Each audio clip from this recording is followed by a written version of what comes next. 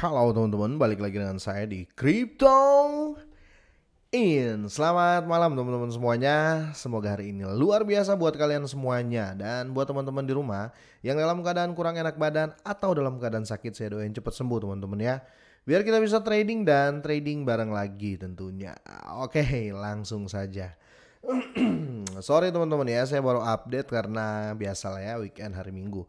Oke, jadi gini teman-teman ya, ini berita yang menurut saya, wow, ini bisa mengganggu ya untuk di akhir tahun cryptocurrency pantasan ya. Waktu saya lihat teman-teman ya di pergerakan dari Bitcoin teman-teman, Bitcoin anjlok ke 19.700-an ya, 19.700-an karena ternyata ada instruksi lagi nih teman-teman ya. Saya nggak mengatakan ini akan segera terjadi ya, tapi ini instruksi yang membuat saya agak down ya, agak down dengan berbagai prediksi di luar ya.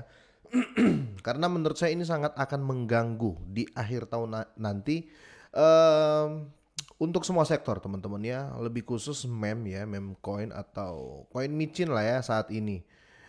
Oke, langsung kita bahas teman-teman. Sekarang Bitcoin di harga 19.756 teman-teman. Untuk hari ini ke 0,07 teman-teman. Kalau dari 24 jam dia turun sudah sekitar 3%. Ini agak gawat sih ya, tapi kita harus tahu dulu nih ya. Jadi teman-teman, ada salah satu pengakuan di tanggal 1 kemarin, uang gila Jim Cramer mengatakan The Fed akan menghapus aset spekulatif seperti Bitcoin teman-teman. Wow, ini makanya saya bilang ke teman-teman semua ya, tetap kita waspada lah ya, waspada dalam arti hindari aset-aset yang betul-betul kurang produktif atau aset-aset baru, apalagi teman-teman ya diperkirakan mungkin nggak akan bertahan lama ya, aset-aset baru ya, kira-kira seperti itu. Oke, tuan rumah Mad Money ya, Jim Cramer berpikir Federal Reserve akan menyatukan semua aset spekulatif ya, aset spekulatif. Oke. Jim Cramer kembali lagi dengan ini, sebenarnya dia jilat ludah sendiri sih teman-teman. Ini Jim Cramer ini karena saya pernah baca artikelnya juga ya. Oke, Jim Cramer kembali lagi dengan putaran baik lainnya ya, dengan putaran balik lainnya dalam hal pendirian cryptocurrency-nya ya. Dia menyebut Bitcoin dan altcoin aset spekulatif ya, memperingatkan individu untuk menahan diri dari berinvestasi di dalamnya. Padahal dia waktu itu nyerok-nyerok ya. Tapi nggak tahu, semoga aja ini politik dia teman-teman ya, karena belum ada pemberitahuan resmi lagi dari The Fed. Dalam beberapa tahun terakhir ya, Cramer telah menampilkan pandangan yang agak kontroversial dengan sektor kripto. Pada tahun 2021, dia bersikeras menerima gajinya dalam bentuk Bitcoin. Lihat tuh ya, waktu Bitcoin naiknya dia tuh ngomong, wah terima gaji aja pakai Bitcoin, saya bersikeras loh ya. Setelah koreksi harga utama ya, dia menimbangkan rencananya itu asem menjual hampir semua kepemilikan Bitcoinnya ya, dan di sini dia menegaskan ya, jangan mendapatkan kripto atau don't get crypto lah ya. Dalam perubahan hati lainnya, pembawa acara Mad Money ini teman-teman di CNBC, Jim Cramer ya, dia memberikan peringatan kepada investor untuk menghindari diversifikasi portofolio mereka dengan cryptocurrency. Saya rasa ini dia apa ya, mancing-mancing orang aja lah supaya jual ya, seperti yang dia mau ya. Dia kan udah jual tuh ya. Dalam pandangannya ya, Federal Reserve Amerika Serikat ya, atau The Fed nanti berkomitmen untuk menjatuhkan aset spekulatif ya, mengklaim bahwa mata uang digital sesuai dengan tagihan itu. Wow. Dengar ya, Ketua The Fed Jay Powell ya memberitahu kami ya, ini nggak tahu ya, ini bener apa enggak nih orang-orang ini bicara. Masalahnya dia posisi sudah nggak punya aset ya teman-teman ya, bahaya nih orang. Ketua The Fed Jay Powell ya, dia memberitahu kami bahwa kami harus berhenti melakukan hal-hal bodoh dengan uang kami ya. Yang penting ya adalah kami harus melewatinya dengan utuh. Jangan sampai wow ini bahaya ya. Jangan mendapatkan space D ya. SPECD sorry.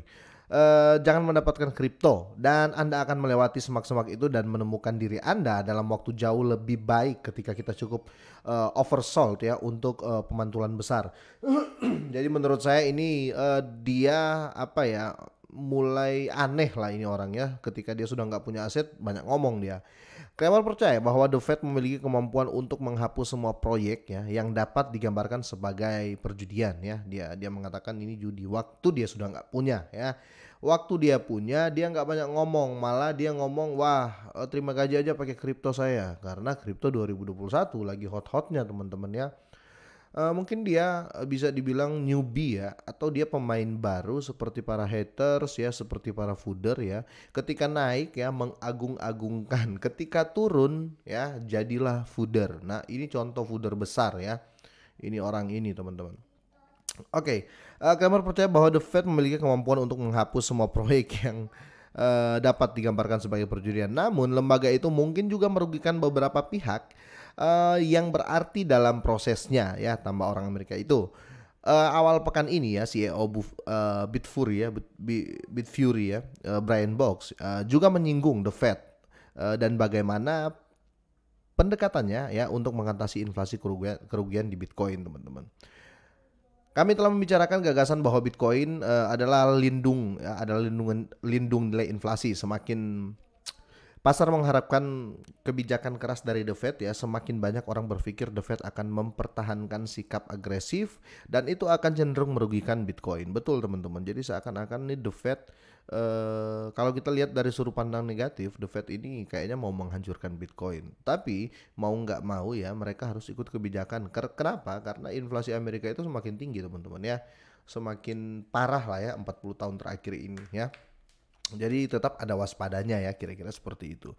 Aman ya untuk mengatakan bahwa Kramer adalah salah satu individu yang sering mengubah visi mereka tentang industri aset digital sebagian besar berdasarkan harga saat ini teman-teman ya. Kembali pada 2018 ketika Bitcoin turun di bawah 4.000, dia menggambarkan sebagai mata uang terlarang. Jadi orang ini agak pelin-pelan teman-teman ya. Dia agak bukan pelin-pelan sih, dia agak ini ya. Dia agak ya apa ya, bisa dibilang bukan cupu juga sih, tapi bisa dibilang ini ya, dia awam, kayak bukan awam, dia kayak baru main ya, baru main tepatnya kayaknya seperti itu ya. Dia baru terjun di kripto sampai naik ya seneng, turun heboh gitu loh, heboh dalam arti negatif ya. Beberapa bulan kemudian ya sektor kripto mengalami penurunan yang cukup besar ya setelah tindakan keras kripto Cina. Betul teman-teman ya, waktu itu Cina sempat mengusir para penambang Bitcoin dan Kramer kembali berbalik mengklaim bahwa dia menguangkan hampir semua Bitcoinnya ya. Tapi saya rasa nggak banyak karena Kramer ini hanya reporter dan dia bukan termasuk orang kaya di dunia ya. Oke, Kramer mengatakan pintu masuknya ke pasar kripto adalah hanya berjudi ya. Dia melangkah lebih jauh. Jadi saya nggak setuju ini ya. Dia melangkah lebih jauh mengasosiasikan industri dengan teori bodoh yang lebih besar. Jadi real orang ini ngefoot ya. Menurut saya real orang ini ngefoot karena kalau dia berbicara teori judi berarti bisa kita hitung saham juga seperti itu dong. Ya nggak? Ya konsepnya sama, cuan ya. Apa namanya, cara kerjanya sama, beli murah jual mahal titik, berarti judi dong, saham juga. Jadi menurut saya ini orang ini mulai ngefoot ya teman-teman. Tapi kita ya, bukan kalian, kita jangan terpancing dengan ini ya. Karena apa, sebelum ada pengumuman resmi dari The Fed ya, saya rasa ini akan menjadi hoax ya. Ini akan menjadi hal yang ya bukan kurang dipercaya, nggak patut dipercaya ya. Jadi kira-kira seperti itu. Jangan sampai teman-teman dapat artikel ini dan tiba-tiba jadi panic seller ya. Karena terlihat sekali kalau orang baru seperti itu ya. Ketika asetnya naik ketawa ketiwi ya. Ketika turun, ketika nyangkut, yang disalahkan adalah barangnya. Nah itu yang harus kita jauhi. Oke, kira-kira sampai di sini teman-teman ya. Semoga bermanfaat. Semoga sehat dan sukses selalu buat kalian semuanya dan selamat malam.